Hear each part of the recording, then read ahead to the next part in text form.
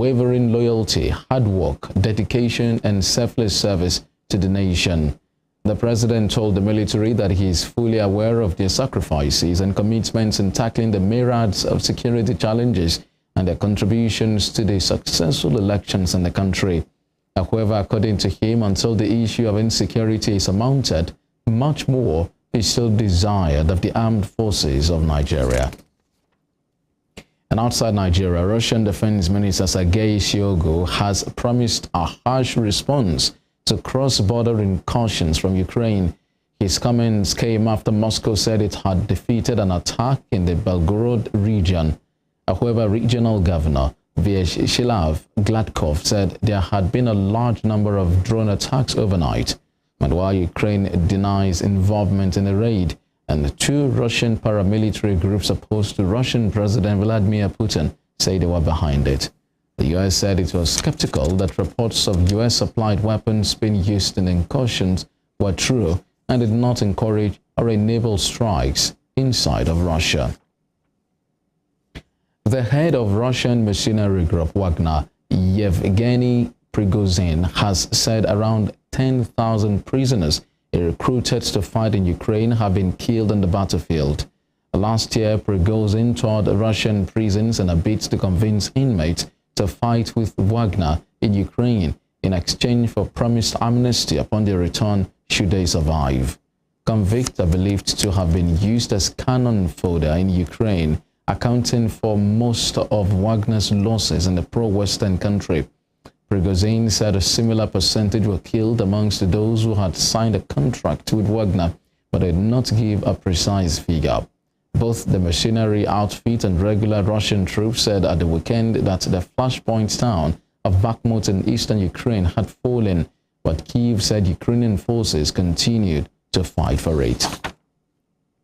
And still on the Russia-Ukraine war, the U.S. has distanced itself from an incursion into Russia, which Moscow says ended in the defeat of armed insurgents who entered from Ukraine. Parts of the border region of Belgorod came under attack on Monday in one of the largest cross-border raids since Russia invaded its neighbor last year. Russia later released pictures of abandoned or damaged Western military vehicles, including U.S.-made Humvees, but the U.S. insisted it did not encourage or enable strikes inside of Russia.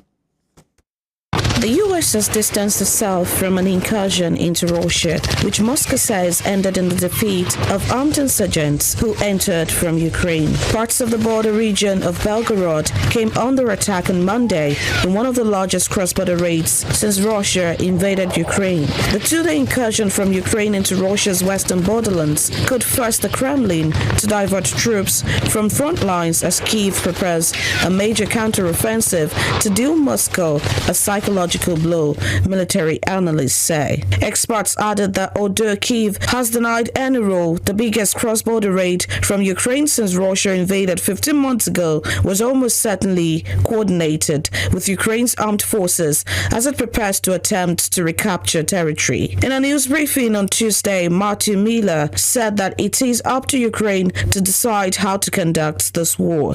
We have made very clear to the Ukrainians that we don't enable or encourage attacks outside Ukrainians' borders, but I do think it's important to take a step back and remind everyone and remind the world that, of course, it is Russia that launched this war. It's Russia that continues to launch attacks on civilians in Ukraine. It's Russia that's targeted schools and hospitals and civilian infrastructure. So it is up to Ukraine to decide how they want to conduct their military operations, but it is Russia that has been the aggressor in this war. Villages in Belgorod near the border were evacuated from coming under fire. Russia says 70 attackers were killed and has insisted the fighters were Ukrainian. But Kyiv denies involvement, and two Russian paramilitary groups opposed to Russian President Vladimir Putin said they were behind the incursion. The groups were set up during Russia's full-scale invasion and attracted Russian volunteer fighters wanting to fight against their own country alongside Ukraine and topple President Vladimir Putin. Regional Governor Vyacheslav Gladkov said one civilian had died during the violence and several others were injured. In a later development, he said the region had been subject to a large number of drone attacks overnight on Tuesday. He said the attacks damaged private vehicles, houses and offices, but there were no victims. Temitope Ajijola Oluwola, Westernspring Television News. And here in Africa, clashes continued overnight in Sudan on the second day of a week-long truce agreed between rival military factions to allow for the delivery of much-needed humanitarian aid into the devastated country. Residents in Omdurman, one of the three cities around the confluence of the Blue Nile and White Nile rivers that make up Sudan's greater capital, told journalists that exchanges of fire and the sound of heavy artillery could be heard late on Tuesday. The ceasefire, which comes after 5 weeks of intensive warfare in the capital Khartoum and other areas, including the western region of Darfur, is being monitored by Saudi Arabia and the United States. Fighting erupted between Sudan's army and the paramilitary Rapid Support Forces on April 15th, just as plans for an internationally backed political transition towards elections under a civilian government was set to be finalized. According to the Sudanese Doctors Syndicate, the fighting has killed at least 863 civilians, including at least 190 children, and wounded more than 3,530 others. And as deaths from cholera this week rose to 15 in Gauteng, South Africa's most populous province, many residents are blaming the government for a lack of clean water for drinking and other household uses. The health department in Gauteng declared a cholera outbreak on Sunday in Hammanskraal. The city government said on Monday that almost 100 people have been seen at hospitals and 37 have been admitted to wards, warning residents of Hammanskraal and surrounding areas not to drink tap water. A health department spokesperson said there are now 41 cases confirmed nationwide, including 34 in Gauteng province, 1 in Limpopo province, and 6 in Free State. The Democratic Republic of Congo made another formal referral to the International Criminal Court to ensure the court will focus on the alleged systematic embezzling of its natural resources in the country's east by the Rwanda Defense Force and the M23 rebel group. The Congolese Justice Ministry said in a statement that the government of the DRC remains concerned about the suffering of the populations in the part of its territory affected by the act. The statement added that the referral's goal would be to investigate and prosecute any person involved in human rights violations between 2022 and 2023. The Tutsi-led M23 rebel group launched a new offensive in eastern DRC in March 2022, seizing towns and villages in the area that borders Uganda. The fighting forced more than 1 million people to flee. Kinshasa has accused neighboring Rwanda of backing the M23, but Kigali continues to deny any involvement. In the United Kingdom, an elderly woman who was struck 2 weeks ago by a police motorcycle escorting Duchess of Edinburgh, Sophie, has died of severe internal injuries. Her son, Martin Holland, told journalists today that Helen Holland died after suffering multiple broken bones and massive internal injuries.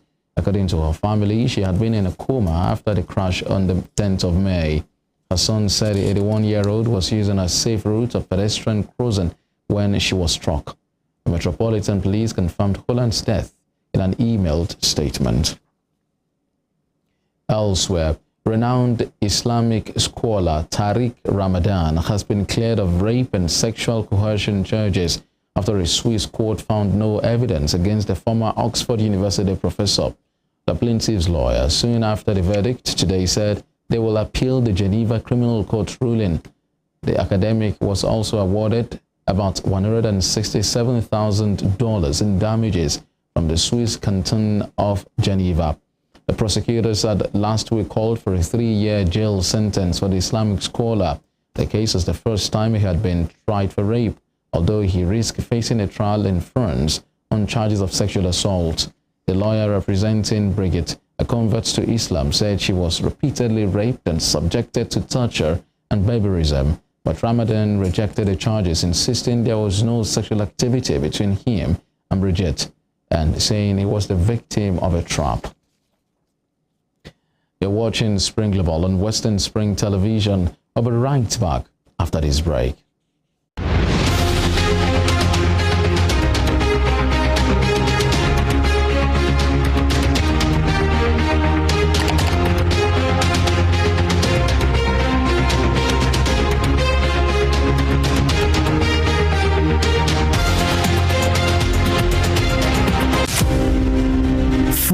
Ransom Kuti was an educationist and advocate of women's rights. She was recognized for her vitriolic comments against colonial policy of taxation as it affected the Nigerian women. Bere, as fondly addressed by her women followers, Fumilayo championed the initiation of universal adult suffrage, which gave an unprecedented leeway for women to contest elective offices and power to exercise voting rights. Married to a foremost educationist and teacher, Israel Oladoto Ransom Kuti, the first president of Nigeria Union of Teachers, Fumilayo Ransom Kuti was the mother of children who inherited her spirit of activism. Olufela and Be Ololari, the former, a renowned musical legend. She was the first female student of Abeokuta Grammar School and the first female to own and drive a car in Nigeria.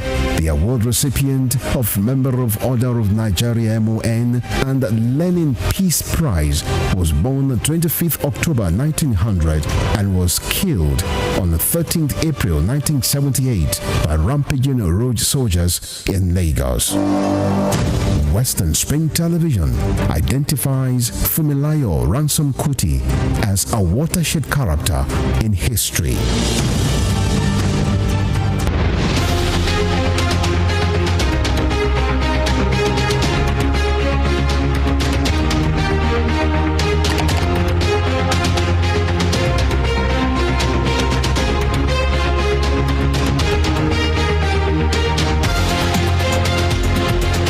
Thank you for staying with us. In Asia, Pakistan is considering banning former Prime Minister Imran Khan's party for allegedly attacking the state. This was revealed by the defense minister. The former cricket star is embroiled in critical phase of a decades-old rivalry between the civilian politicians and the powerful military, which he has ruled directly or overseen governments throughout Pakistan's history. The face-off has brought widespread protest by Khan's supporters, raising new fears about the stability of the nuclear-armed country as it struggles with its worst economic crisis in decades. Defense Minister Khawaja Asif told reporters today that Khan's Pakistan Tehreek-e-Insaf party had attacked the very basis of the state, which could not be tolerated. And a suicide bomber has targeted a security checkpoint in northwestern Pakistan, killing 2 soldiers, a policeman and a civilian, according to security officials. It was the second attack to hit Pakistan in as many days. The bombing happened today in North Waziristan, a district in Khyber Pakhtunkhwa province that borders Afghanistan and is a former stronghold of the Pakistan Taliban. In the last 6 months, the Pakistan Taliban has stepped up its attacks since it unilaterally ended a ceasefire with the Pakistani government brokered by neighboring Afghanistan last year. Also today, the Pakistan Taliban claimed responsibility for an attack the previous day on an oil and gas plant in Hangu, where 4 security personnel and 2 private guards were killed. In the meantime, the United Nations chief has said the world is failing to protect civilians as the death toll of people caught up in conflict surged more than 50% from the previous year.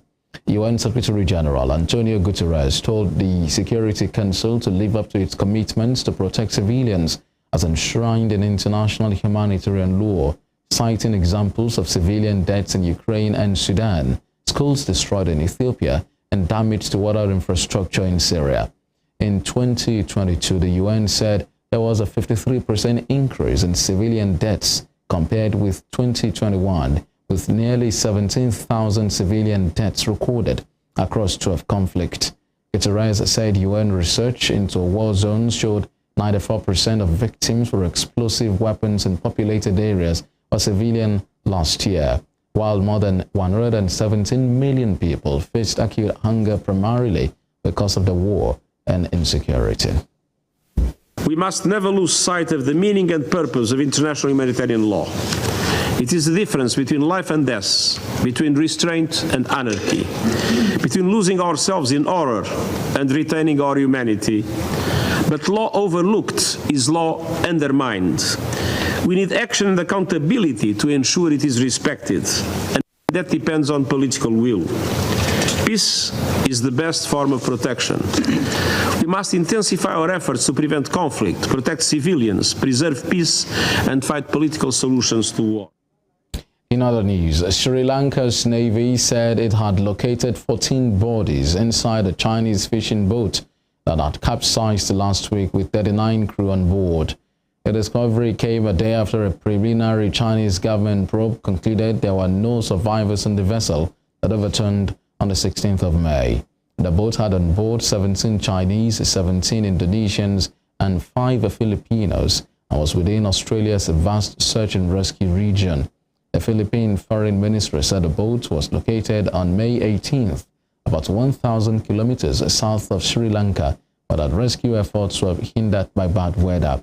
The Sri Lankan Navy said its divers had recovered 2 bodies and spotted 12 more on Tuesday, releasing photos showing the upturned red hull of the vessel and bodies being hauled out of the water. German police have carried out raids in 7 states in a probe into climate campaigners suspected of forming or backing a criminal group because of their controversial activities. 7 people aged 22 to 38 are suspected, but no arrests have been made. For months, Last Generation has disrupted traffic in German cities and performed stunts like hauling a mashed potato at an artwork. Chancellor Olaf Scholz has condemned their campaign as completely crazy. For weeks in Germany, there has been a fierce culture war about whether Last Generation can be legally defined as a criminal organization. Conservative members of parliament have demanded tougher penalties, including jail sentences, while left-wingers have warned of a dangerous authoritarian clampdown. In the United States, Ron DeSantis is set to announce his bid for the 2024 Republican presidential nomination in a live-streamed Twitter chat with the platform's billionaire owner Elon Musk. DeSantis will make the announcement during the Twitter Spaces event today and will file a document with the Federal Election Commission declaring his candidacy at the same time. Musk confirmed the plan during a conference hosted by Wall Street Journal.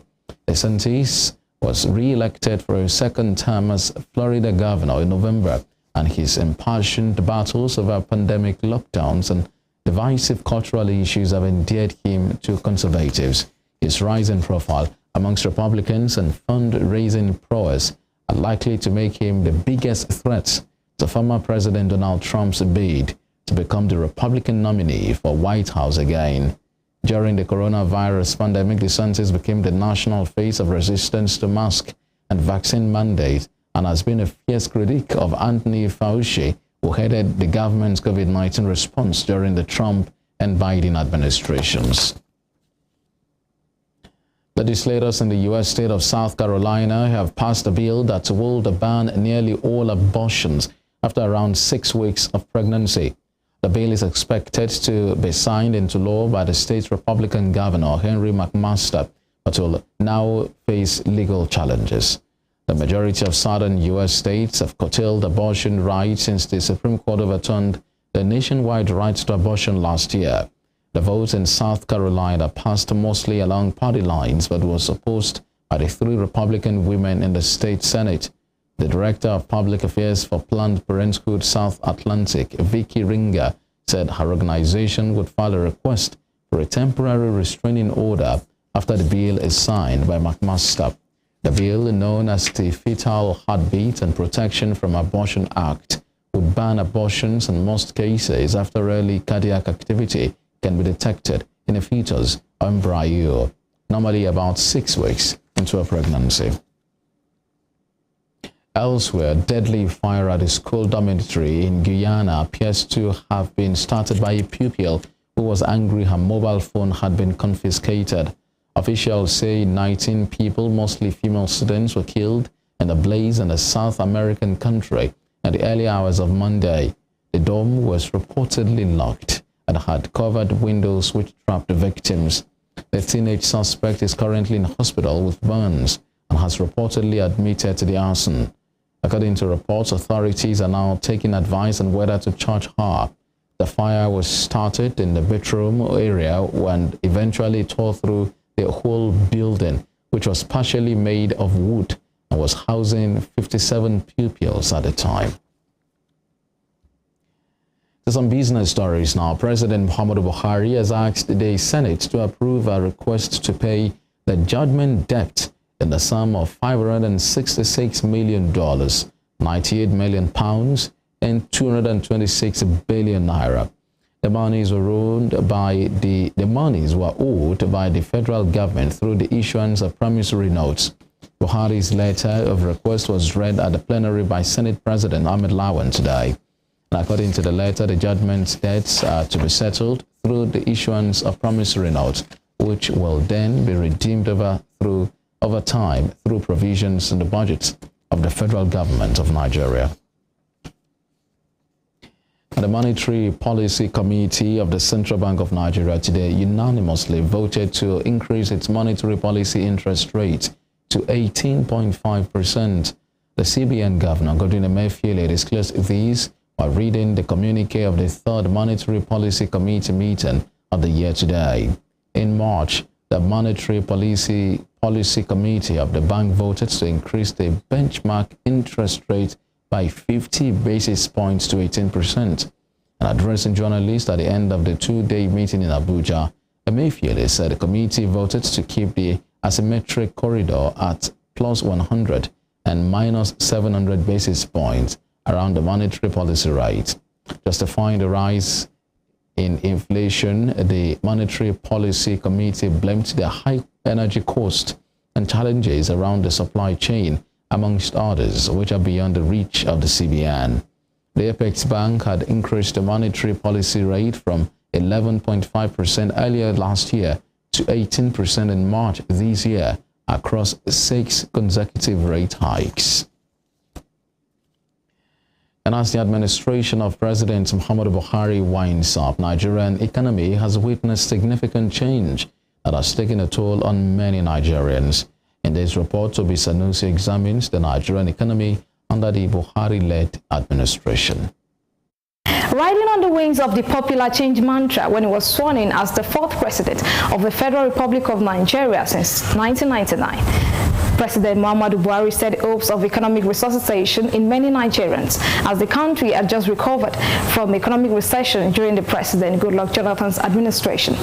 As at that time, inflation rate stood at about 9%, according to the National Bureau of Statistics.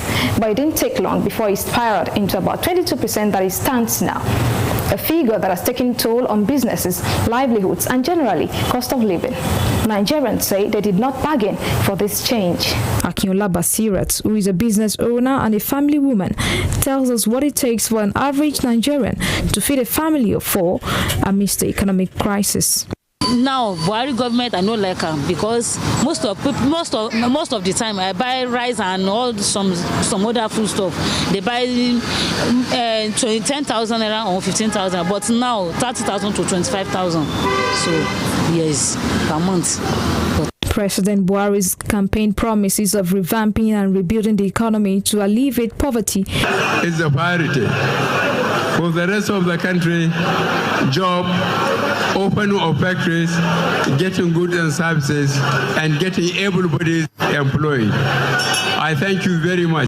And providing millions of job opportunities did not seem to hold water as the country's unemployment rate has risen to over 33%. as reported by the National Bureau of Statistics, the highest in 13 years, meaning about 23 million people in Nigeria are without jobs. While the statistics has also revealed that over 65% of Nigerians live below poverty line. In his 2021 Democracy Day speech, the president claimed his administration has lifted 10.5 million people out of poverty between 2019 and 2021. My vision of pulling 100 million poor Nigerians out of poverty in 10 years has been put into action and can be seen in the National Social Investment Program. But during the same time frame, data from the World Poverty Clock revealed that 10 million Nigerians slipped into extreme poverty. Some Nigerians are also in disagreement with the president's claim. Once you import most things you use, because economic activities began from production, distribution, exchange, and consumption. Once you import most things, it means you are going to deplete the quantum of your reserve. Once that is reserved, it will affect the value of your currency. Our currency now become almost nothingness compared to civilized currency. So that led to inflation. Now you ask me, what efforts has Buhari made to correct these anomalies? He tried, but for whatever trial he did, it wasn't good enough. We needed to confess.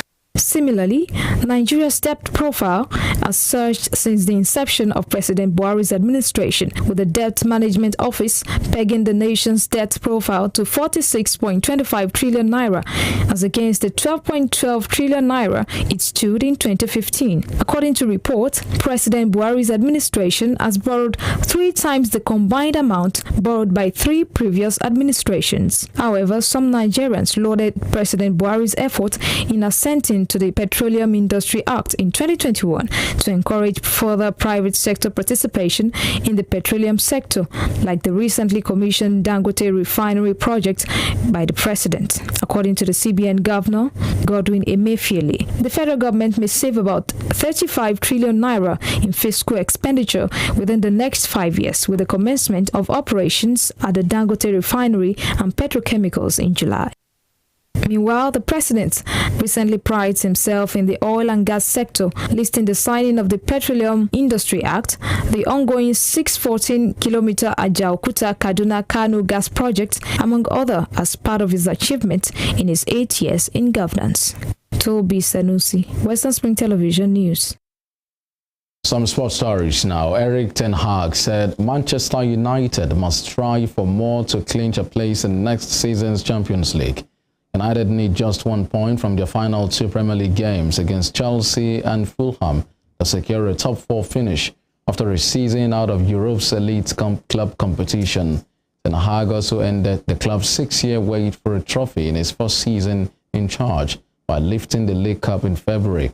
However, insisted the Red Devils' targets must be even higher next season as they seek to rekindle former glories.